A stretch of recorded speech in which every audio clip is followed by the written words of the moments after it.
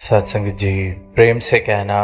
निरंकार जी। गीत की पंक्ति हम सब सुन रहे थे कि ये रहमत मिलेगी ना जग में कहीं पे, लिए जाओ संतों गुरु की आशीषें। सत्संग, दुनिया में कहीं अगर बात की जाती है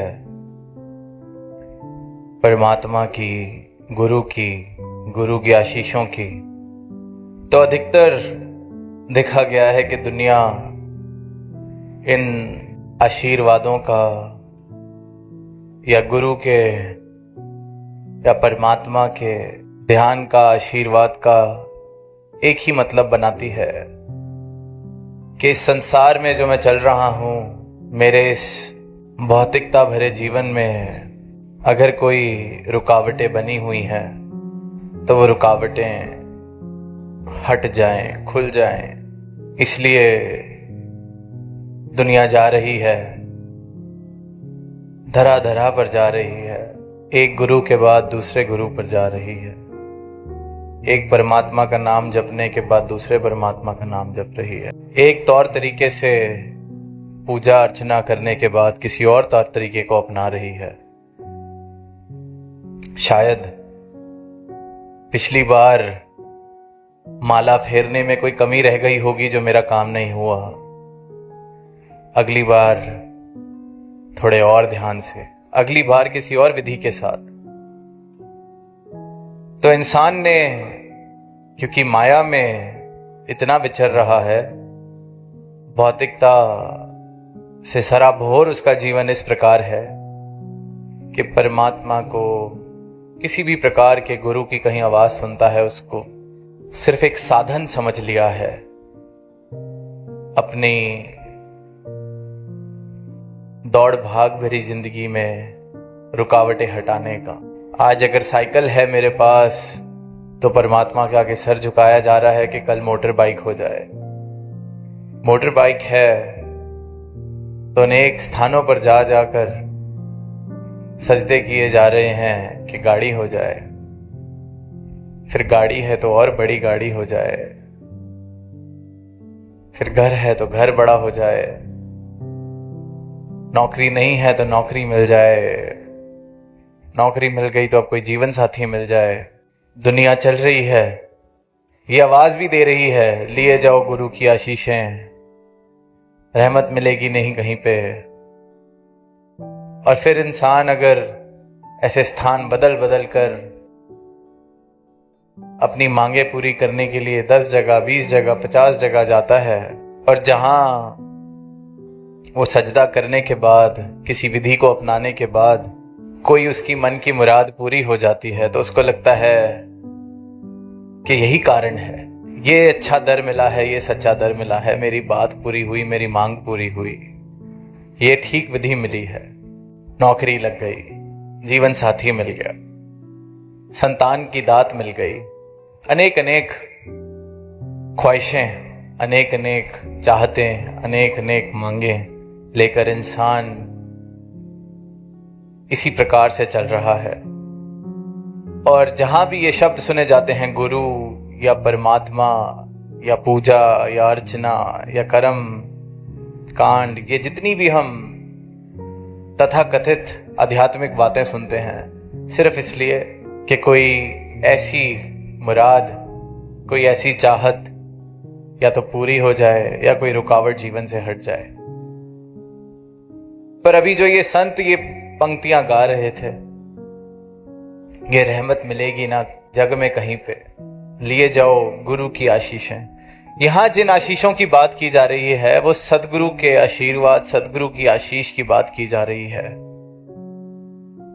क्योंकि वो कोई इस रूप से चमत्कारी विधियां या चमत्कारी मूल मंत्र नहीं हाथ में दे रहे कि अच्छा नौकरी चाहिए, ये कर लिया जाए तो नौकरी मिल जाएगी, ये कर लिया जाए तो फलाना काम हो जाएगा।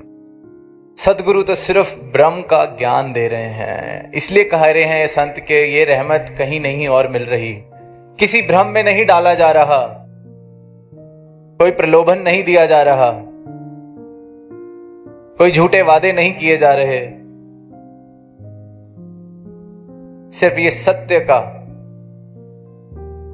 आदिकाल से सनातन सत्य जो है उसका ज्ञान, उसकी पहचान सद्गुरु कराते हैं। इसलिए संत कहते हैं कि ये आशीषें ले ली जाएं। और गुरु की आशीषें, अक्सर एक और भ्रम है कि किसी से हाथ रखवा लेंगे सर पे, कोई हमारे सर पे कोई कपड़ा पहना देगा, कोई धागा पहना देगा, उन आशीषों की बात की जा रही है। सदगुरु के आशीष सदगुरु का ब्रह्म ज्ञान है, सदगुरु के वचन है, सदगुरु के उपदेश हैं। और जिसने भी इन उपदेशों को अपनाया है वो कह रहे हैं कि लिए जाओ आशीषें। ये वचन है, उपदेश हैं, जीवन जीने की कला है। ये जीते जी ब्रह्मलीन हो जाने की आज महापुरुषों ने बात दोहराई।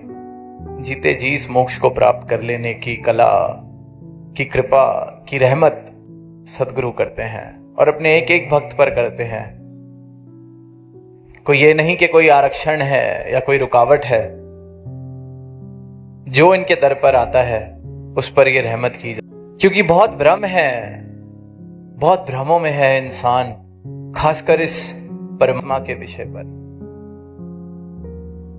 उसको लगता है परमात्मा शायद, जैसे दास ने पहले भी कहा, कि दुनियावी दौलतें हासिल करने का एक साधन है।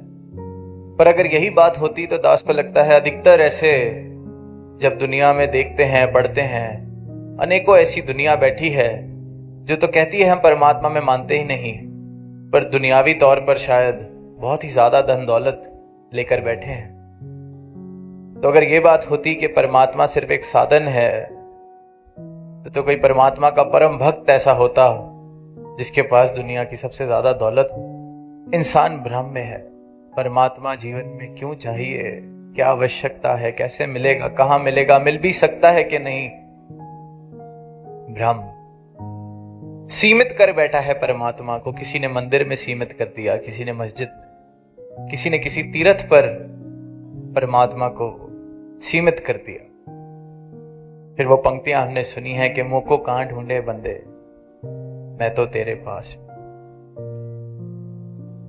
ना तीर्थ में, ना मूर्त में, ना एकांत निवास में। एकांत में बैठे हैं, सारे संसार से नाते तोड़कर ऐसी किसी जगह पर जाकर सोचते हैं कि एकांत में चले जाएंगे, सारे नाते तोड़ देंगे, किसी गुफा, किसी जंगल, किसी पहाड़ पर बैठ जाएंगे या वहां पर मिलेगा। ना मंदिर में, ना मस्जिद में, ना काबा कैलाश में। मुझ को कहां ढूंढे रे बंदे, मैं तो तेरे पास में। और ये जो बात है, ये जो पंक्तियां हैं कि मैं तो तेरे पास में, सदगुरु अपने ब्रह्म ज्ञान से, अपनी कृपा से इस पंक्ति को मेरे जीवन में सच कर देते हैं। फिर जिस मानव को इनके चरणों की भक्ति मिल जाती है, इनके चरणों का ब्रह्म ज्ञान, इनकी ये जो दात मिल जाती है, उसके जीवन में ये बात सच्चाई बन जाती है कि ये परमात्मा तो मेरे पास में है, शाहरग से भी करीब। अब सिर्फ कहा नहीं जा रहा, महसूस किया जा रहा है, देखा जा रहा है, एहसास में बात बस गई है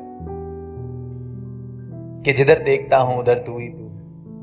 ये परमात्मा इस रूप में मेरे जीवन में शामिल हो गया, किसी भ्रम के रूप में, किसी मान्यता के रूप में नहीं, पूरन का पूरन, जैसा ये है वैसे का वैसा, बिना किसी मिलावट। ये परमात्मा जो कल तक वो परमात्मा था वो ये परमात्मा कर देता है सदगुरु। ये सदगुरु की रहमत। और इसलिए संत कहते हैं कि ये रहमत मिलेगी ना जग में कहीं से, क्योंकि सतगुरु ही ब्रह्म का दाता है, मालिक है इस दात का। और आज ये इतने मेहरबान कि जो इस दर पर आता है, जो झोली फैलाकर एक जिज्ञासा भरे भाव के साथ इस परमात्मा को चाह रहा है, देखना चाह रहा है, मिलना चाह रहा है, खुद की पहचान करना चाह रहा है, सदगुरु अनेक अनेक रूप से ऐसे प्रयोजन करते हैं जहां से ऐसी जिज्ञासा किसी भी मानव की हो वो पूरी हो रही है। आज ये रूप भी जो समागम का बना है, उद्देश्य केवल ये, एक एक संत ने जो बात कही वो खुले रूप से सारी मानवता को आवाज दे रहे हैं कि ये जो भ्रम में, ये जो संकीर्णताओं में, ये जो दीवारें बनाकर हम सोच रहे हैं कि हम भक्ति कर रहे हैं, हम सोच रहे हैं कि हम प्रभु प्रेमी हैं, हम सोच रहे हैं कि हमसे बड़ा कोई भक्त नहीं। एक एक संत ने सिर्फ यही आवाज दी कि जिस प्रभु की बात करी जा रही है, जिस प्रभु को पुकार रहे हो, जिस प्रभु को पूज रहे हो, जिसकी आराधना कर रहे हो, उसको जान लो, उसको देख लो। जिसकी भक्ति, जिसकी पूजा, उसका ज्ञान जरूरी है। यही एक आवाज एक एक संत ने दी और यही एक कारण कि कोई भी अगर इस जिज्ञासा के साथ इस आवाज को सुन रहा है तो उस तक ये आवाज पहुंच सके, ढूंढ रहा है उस तक ये आवाज पहुंच चुके। 3 दिन हमने देखा किस प्रकार युवाओं पर केंद्रित वो निरंकारी यूथ सिंपोजियम, कितने भ्रम, कितनी ऐसी बातें जो सामने आई कि किस किस प्रकार के भ्रम बनाकर इंसान परमात्मा के बारे में सोचता है और एक एक भ्रम से सदगुरु का ब्रह्म ज्ञान मुक्त करा रहा है। वो जो अवस्था थी कि वस्तु कहीं ढूंढत कहीं, कि ये परमात्मा है कहाँ और मैं कहाँ कहाँ जाकर ढूंढ रहा हूं। इंसान होता कौन है इस परमात्मा को सीमाओं में बांधने वाला? इंसान की अपनी हस्ती कुछ वर्षों की, और वो कोशिश कर रहा है कि इंसान इस परमात्मा को बांध ले किसी मूर्ति में, किसी तस्वीर में, किसी स्थान पर, किसी समय में। असीम को सीमाओं में बांधने का प्रयास इंसान कर रहा है। कभी अपनी समझ में कि मैं समझ गया हूं सब, पर यह परमात्मा असीम है, किसी दायरे में नहीं आ सकता। अगर परमात्मा को हम दायरे में बांधने की कोशिश करते हैं तो परमात्मा की बनाई हुई रचना को भी फिर इंसान ने दायरों में बांध दिया है कि इस पर मेरा हक या उस पर मेरा हक। अपनी अगली श्वास का कुछ पता नहीं इंसान को। इतनी सी हस्ती, खाक में मिल जाना है, अक्सर ये बातें पढ़ता है। पर फिर परमात्मा को किसी 4 दीवारों में या 4 घड़ियों में बांधने की कोशिश, और फिर जब दर्शन होते हैं, तत्व रूप से दर्शन होते हैं सदगुरु की मेहर से, तो समझ आता है कि इस असीम को, कण कण में बसने वाले को मैं क्या समझ रहा था। कितनी नादानियों भरे मेरे प्रयास, मेरी अपनी हस्ती जिसको मैं कभी अपनी उपलब्धियों से तोल रहा हूं, कभी अपने शरीर से जोड़ रहा हूं, ये तो मेरी अपनी हस्ती है ही नहीं। ये जिस हस्ती को मैंने अपना बाना हुआ है, इंसान जिस हस्ती पर इतना अहंकार कर रहा है, उसके लिए तो कहा गया है कि हस्ती अपनी हबाब की सी है, एक पानी के बुलबुले जैसी हस्ती है जिसका अहंकार इंसान कर रहा है। पर मेरा असली रूप, मेरी असली पहचान, जो ये सवाल है कि मैं कौन हूं, और ये सवाल ऐसा है जब जिस किसी इंसान के जीवन में ये सवाल आ जाता है, ये आवाज आ जाती है कि मैं कौन हूं, मैं जानना चाहता हूं। और ये बुद्धि के तत्व पे, तल पे बात नहीं कर रहा दास, तर्क वितर्क के तल पर बात नहीं कर रहा, पर जब आत्मा की पुकार, अंदर से इंसान सिर्फ ये आवाज सुन रहा है और इस सवाल का जवाब ढूंढ रहा है कि मैं हूं कौन, तो फिर इस ब्रह्म ज्ञान से सदगुरु इस बात का भी जवाब देते हैं। सुना हमने self realization through God realization, कि इस परमात्मा की जानकारी, इस परमात्मा की प्राप्ति के बाद मैं कौन हूं, इस बात का भी मुझे जवाब मिलता है। बूंद में पूरा का पूरा सागर है, और वो जब बूंद सागर में मिल जाती है तो वो सागर हो जाती है। और इसी को ब्रह्म ज्ञान के बाद मुक्ति कहा गया है, मोक्ष कहा गया है। जीते जी इस परमात्मा में इस प्रकार मैं लीन हो सकता हूं, इसके एहसास में इस प्रकार लीन हो सकता हूं कि मोई तोई तोई मोई अंतर कैसा। और फिर सही मायनों में भक्ति की शुरुआत होती है, क्योंकि भक्ति हो किसकी रही है, कर किसकी रहे हैं, इस बात का मुझे जवाब मिल जाता है। फिर धुंध हट जाती है, सीधा सीधा साफ साफ दिखने लगता है। भ्रमों की धुंध हट जाती है, मैं मेरी का अहंकार मिट जाता है, छोटे बड़े की दीवारें कट जाती हैं, गिर जाती हैं। जात पात, नर नारी, ये सारे फर्क हट जाते हैं और इस अवस्था को फिर एक ब्रह्म ज्ञानी की अवस्था कहा गया है। और यही अवस्था हर एक मानव प्राप्त कर सकता है। इस दातार को, इस परमात्मा को हर कोई अपने जीवन में तत्व रूप से शामिल कर सकता है। और यही मुमकिन करने के लिए सदगुरु इस धरा पर आते हैं और इस ब्रह्म की आवाज अनेक अनेक रूप से, अनेक अनेक तरीके से सदगुरु और उनके संत सारी ही मानवता को देते चले कि आओ रब के दर्शन कर लो, प्राप्त कर लो इस दातार को,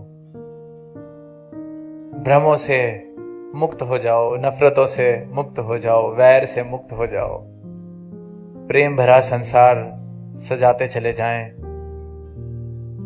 जिसका आधार ये परम सत्य हो। तो यही अरदास कि वाकई ही में ऐसा संसार हम बसाने में अपना योगदान दें। प्रेम ही जीवन का आधार हो, परमात्मा ही जीवन का आधार हो, मन में भाव अपनत्व वाले हों, स्वीकृति वाले हों, विनम्रता वाले हों, और इन्हीं भावों से युक्त जीवन सभी के लिए वरदान रूप भी फिर बनता है। तो इन्हीं शब्दों से दास इजाजत चाहेगा। प्रेम से कहना